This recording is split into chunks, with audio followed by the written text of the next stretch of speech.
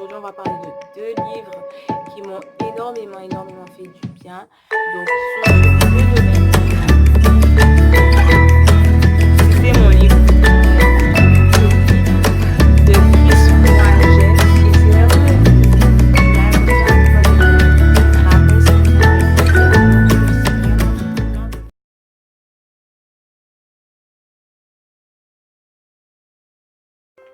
hello, salut tout le monde, me revoici à vous pour une nouvelle vidéo. Donc aujourd'hui je voulais vous parler de l'échec. Donc ce sera une vidéo qui sera plus témoignage, on va dire ça comme ça, où je vais vous parler d'une situation que j'ai pu traverser et je pense que ça pourra vous bénir et vous apporter quelque chose. Donc, en tout premier lieu, je voulais vous dire que... Donc, j'ai pris des notes, j'ai pris des notes pour que ce soit plus fluide. Mais je n'ai pas pris grand-chose comme note d'ailleurs. Donc, ça va rester assez spontané. Mais en tout premier lieu, je voulais vous dire que l'échec, en fait, il apprend. Vous apprenez beaucoup de choses de vos échecs. Enfin, vous pouvez apprendre, en fait. Si vous décidez d'apprendre de vos échecs, vous pourrez apprendre beaucoup de choses de vos échecs. Je voulais aussi vous dire que l'échec n'est pas une destination. Donc, très souvent, quand on commence à échouer, on peut commencer à penser au bout d'un moment, si c'est une longue période de difficulté, mais peut-être que c'est tout ce que je peux faire, peut-être que je ne pourrai jamais faire autre chose, peut-être que je ne pourrai jamais sortir de cette matrix, de cette phase de ma vie. Et non, en fait, l'échec, ce n'est pas votre destination. Vous n'allez pas rester toute votre vie dans l'échec. Et ensuite, je voulais aussi vous dire que l'échec, ça peut être votre école et ça peut être votre plus grande réussite. Vraiment. Pourquoi je dis ça? Parce que moi, je me souviens d'un jour où mes échecs, j'étais tout le temps frustrée et je les comptais un par un. Et il y a une époque de ma vie où j'arrivais à les compter presque chaque jour ou sinon au moins une fois par semaine. Et comme à un moment donné, ils étaient nombreux, donc du coup, c'était assez frustrant. Et moi, je les voyais vraiment comme des échecs. Et je me souviens qu'un jour, dans ma vie, après avoir eu une bonne dose d'échecs, j'ai compris que je ne devais pas les voir comme ça et que je devais les voir comme des réussites. Et quand j'ai compris cela, je vous assure que j'ai même voulu me faire un diplôme diplômé de mes échecs parce que quand j'ai vu les échecs accumulés que j'ai dû vivre et que mais que j'ai gardé foi en Dieu, en fait, je me suis rendu compte que j'avais eu, en fait, c'était un diplôme que j'avais passé, en fait, là où j'attendais, en fait, d'avoir été couronnée à toutes ces années que j'avais fait. J'attendais qu'on me remette un diplôme parce que j'aurais eu telle moyenne, des choses comme ça. En fait, au final, j'ai été diplômée, mais d'un autre cursus. Je ne comprenais pas mon cursus, mais mon cursus, c'était ça, c'était l'échec. Et en ce sens, j'ai complètement réussi mon cursus puisque il s'agissait d'échouer, mais de tout donner pour réussir, de recommencer, de ne pas se décourager, de croire encore. Et au final, malgré tout ce qui s'est passé, de ne pas murmurer et de ne pas être frustré, mais d'accepter et d'aller de l'avant. Et en ce sens, j'aurais vraiment mérité une médaille, je sais pas, un diplôme. Donc, à un bout de moment, je me suis dit, il faudrait que je me fasse un diplôme, que je mette mes nombres d'échecs qu'à une époque, je comptais comme si c'était un désastre, en fait. Et pour me féliciter quand même d'avoir attendu, d'avoir patienté et tout. Donc, en fait, après mon bac, j'ai voulu faire des études dans un domaine, en fait. Donc, c'est un domaine qui touche au domaine scientifique. Et j'ai commencé à chercher une fac pour commencer mes études. Mais malheureusement, alors c'était une fac de médecine que je voulais faire. Mais malheureusement, je n'ai pas trouvé de fac qui pouvait m'accepter parce que la fac d'où j'habitais était en incapacité. Ils avaient déjà trop de personnes dans leur cursus. Et donc, j'aurais dû attendre, mais j'aurais dû attendre peut-être d'ici octobre ou novembre certains abandons pour pouvoir être affectés. Et du coup, comme c'était ma fac de rattachement, mes parents n'ont pas été forcément OK avec cette situation. Ils savaient que ça faisait longtemps que je voulais faire des études de médecine. Donc, eux-mêmes, ils m'ont motivée à démarcher une autre fac pour pouvoir commencer mes études. Et du coup, c'est ce que j'ai fait. J'ai cherché une autre fac et j'ai dû déménager pour trouver une nouvelle fac pour faire ces études-là. Alors, malheureusement, ça n'a pas non plus pris. Et j'ai décidé au final de faire autre chose, mais c'était vraiment dans ma tête, c'était en attendant l'année d'après parce que j'étais sûre de mon coup des études que je voulais faire et je priais déjà depuis le lycée par rapport à ça, afin que Dieu m'éclaire et me montre la voie pour mes études avec mon responsable d'Ecodim même, je priais avec lui et tout, de groupe de jeunes, Ecodim, groupe des jeunes, voilà, slash. Et je me souviens que j'ai démarré dans un autre domaine, du coup, c'était un domaine, c'était les lettres. Et ça m'avait beaucoup plu quand même parce que j'ai toujours aimé les langues, donc ça m'avait beaucoup plu. Mais je me sentais pas forcément totalement là où je devais être. Je voulais absolument tester les études de médecine parce que c'était vraiment là où je pensais être appelée. Et du coup, après la première année, ben, je suis retournée vers les études de médecine. Là, j'étais acceptée sans problème. Alors, les études de médecine, la première année, c'est passé avec pas mal de difficultés. Donc, tout le monde a... Normalement, il y aura une prochaine réforme bientôt pour changer comment ça se passe les études de médecine. Mais à l'époque où moi j'ai passé, c'était encore le concours de première année PACES. Donc, un concours très difficile avec très peu de prix, mais beaucoup de participants. Donc, du coup, ce qui s'est passé, c'est que j'ai commencé mes études dans cette fac et c'était assez difficile. C'était difficile de se faire des amis, c'était difficile d'avancer, d'avoir des bonnes notes. Même en étant en prépa ou au tutorat, c'était vraiment difficile. Et du coup, j'ai pas réussi. Mais là, c'était mon deuxième échec, on va dire. Et à partir de là, j'ai eu beaucoup d'échecs que je n'arrivais plus à contrôler vraiment au niveau de ma vie scolaire à cette époque. Et en fait, il y a différents types d'échecs. Donc, il y a eu le... Et moi-même, je peux en témoigner parce que je l'ai vécu dans le sens où la première année où j'ai échoué, j'étais triste, mais je n'étais pas extrêmement triste parce que c'était quand même ma première année et je comprenais qu'une première année avec des ménagements et tout ce qui peut en résoudre, j'étais un peu déstabilisée pour réussir une année scolaire. Mais ensuite, il y a eu la deuxième année où il y a eu encore un autre échec. Et là, l'échec était différent. Et à chaque fois que j'ai échoué, je voyais que là, je vivais une expérience différente. Parce que, euh, en fait, au début, en échouant, tu as tout le monde qui est auprès de toi et qui te, voilà, qui te réconforte, qui te dit, allez, vas-y, c'est pas grave, tu peux y arriver, remets-toi en selle et tout. Et ils y croient vraiment, en fait. Et au début, toi aussi, tu y crois vraiment. Mais en fait, à force d'échouer, parfois, les personnes commencent, un peu comme Job, hein, les personnes commencent à douter. Mais comment est-ce que tu fais? Comment est-ce que tu travailles? Comment est-ce que tu révises? Comment est-ce que tu t'organises, en fait? Parce que c'est bizarre quand même, tu échoues beaucoup. C'est vraiment limite ça. Et moi, c'est ce qui m'est arrivé au début. J'avais beaucoup de supporters, mais au fur et à mesure, les supporters se faisaient moins nombreux.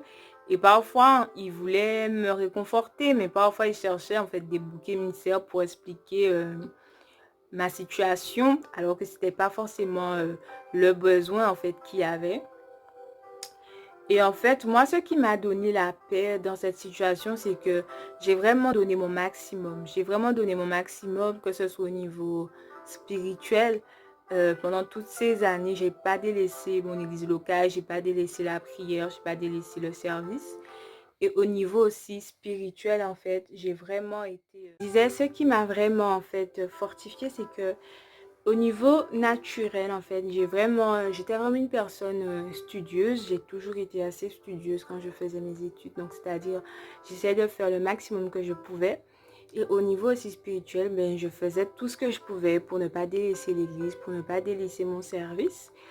Et ensuite, le Seigneur aussi me mettait à cœur à des moments, par une impression forte, que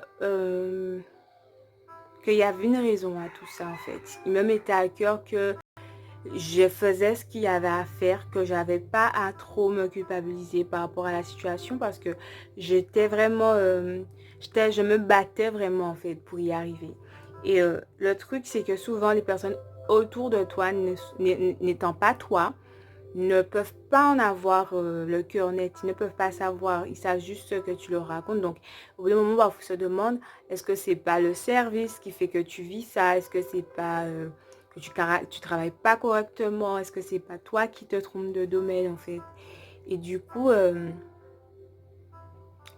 ça peut engendrer des frustrations, un peu comme Job, encore je le répète, où les personnes qui étaient extérieures, du coup, ses amis, sa femme lui disaient des choses, alors que lui, il savait bien que, voilà, en fait, que non, il était clean, j'ai envie de dire. Mais donc, c'était un peu, à peu près ce que je pouvais vivre. Et même pour ça, en fait, souvent, parfois, je n'en parlais pas à tout le monde autour de moi. Les seules personnes qui, à ce jour, en vrai, sont au courant de tout de A à Z, ben, ce sont mes parents, mes frères et sœurs.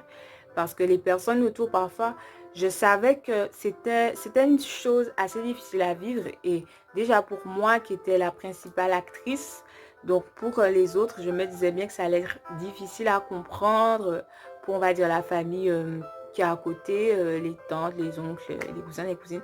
Parfois, c'est encore plus compliqué à comprendre, en fait. Et cette situation, j'avais vraiment eu la paix au travail, grâce à Dieu, parce que je savais que je me battais et que Dieu voyait que je me battais en fait. Et dans cette vidéo, ce que je voulais vous dire, c'était surtout ça en fait, que l'échec parfois, ça peut être une situation que Dieu va amener dans votre vie pour vous apprendre certaines choses, mais ce n'est pas une destination. Et quand je le dis aujourd'hui, je parle vraiment d'une façon individuelle. Moi, je l'ai vécu et Dieu m'a beaucoup appris au travers de cette situation, mais je ne vous envoie pas, entre guillemets, aller vivre l'échec comme moi, je l'ai vécu. Chacun a une destinée différente.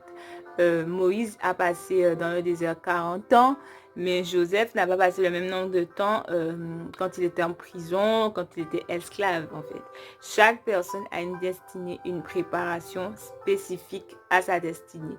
Et moi, je pense qu'aujourd'hui, que c'était la préparation spécifique à ma destinée, puisque même la préparation que Dieu fait pour votre vie, elle est faite en fonction de votre cœur de départ. Dieu sait qu'est-ce qu'il y a dans votre cœur.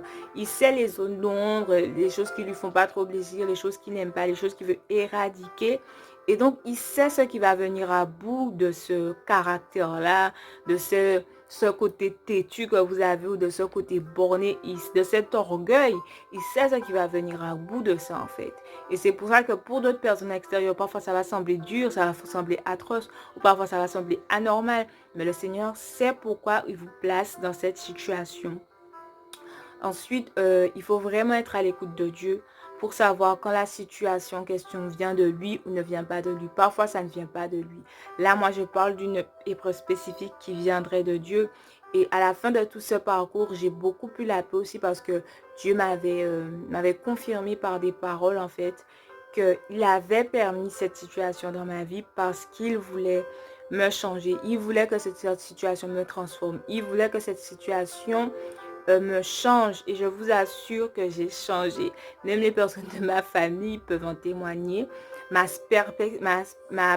perspective professionnelle, ma perspective, oh là là, ce mot, ma perspective scolaire, elle a totalement changé. Je suis vraiment, il y a un avant et il y a un après cette épreuve. Aujourd'hui, je ne vois pas les choses de la même façon dans ce domaine-là et je pourrais même conseiller des personnes qui passent par cette épreuve-là, en fait. Et cette épreuve m'a permis d'avoir beaucoup d'empathie pour ceux qui peuvent vivre ça et beaucoup d'affection et de compréhension pour ceux qui peuvent vivre ça, puisque moi-même, je l'ai vécu moi-même et je sais à quel point ça peut blesser, ça peut faire mal. Et aussi, en fait, vous savez, un moment dans cette épreuve, j'étais tombée tellement bas que je commençais à croire ce que l'épreuve voulait que je croie. Je commençais à me dire, mais peut-être je ne suis pas intelligente, peut-être que je ne peux rien faire, peut-être que j'ai aucune capacité, peut-être que je ne pourrai jamais réussir dans un domaine. Je me souviens vraiment presque à la fin, je suis vraiment arrivée en fait au stade de penser ça en fait. Je me disais, peut-être que je ne peux rien faire.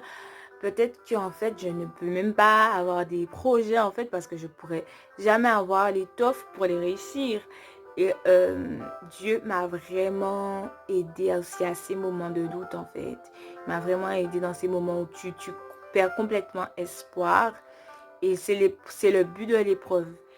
C'est le but de l'échec. C'est de vous mettre parfois à terre afin que vous puissiez pas croire en vous, que votre estime de vous puisse être totalement brisée. il ne faut pas céder à ça parce que, par exemple, pour l'épreuve scolaire, dans cette vidéo qu'on en a parlé, où vous êtes plus qu'un diplôme, vous êtes plus que quelque chose qu'on va vous ramener comme ça. Ah, voilà, réussite. Vous êtes beaucoup plus que ça. Et votre intelligence ne peut dans aucun cas, en fait, être définie par ça. Vous êtes intelligent et vous avez une destinée en Christ. Vous avez une destinée qui est cachée en Christ et vous pouvez en être sûr. Et Dieu la révélera à vous au moment opportun. Donc à tous ceux et celles qui passent peut-être par une épreuve comme ça, scolaire, où il a du mal à s'orienter, où il a du mal à savoir ce qu'il veut faire, où il subit plusieurs échecs à répétition, je veux vraiment t'encourager. Tu n'es pas moindre, tu n'es pas intelligent, tu n'es pas capable, c'est pas parce que tu as eu plusieurs échecs que toute ta vie tu seras dans l'échec en fait. Dieu a un plan pour toi, Dieu a vraiment un plan pour toi et tu es beaucoup plus que ce que tu ne crois. Donc ne doute jamais de ça parce que Dieu a vraiment un plan pour toi et toutes ces choses que peut-être parfois l'échec te fait croire que tu n'as pas, l'intelligence, le discernement, la compréhension, c'est totalement faux en fait. Tu les as parce que tu as le Saint-Esprit.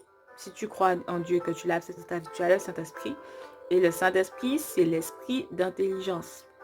Donc, tu ne peux pas être à côté de la plaque. Si tu l'as en toi, tu as vraiment l'intelligence. Et le package, j'ai envie de dire. Donc, c'était vraiment mon but dans cette vidéo. Vous encourager pour ceux qui passent par les échecs et par des moments difficiles. Vous avez de la valeur en Christ et vous allez y arriver. Donc, n'abandonnez pas et remontez en selle. Peut-être pas dans le même domaine où vous avez déjà tenté, mais en tout cas, n'abandonnez pas la vision finale que vous avez ou le rêve que Dieu vous a donné. C'est le plus important.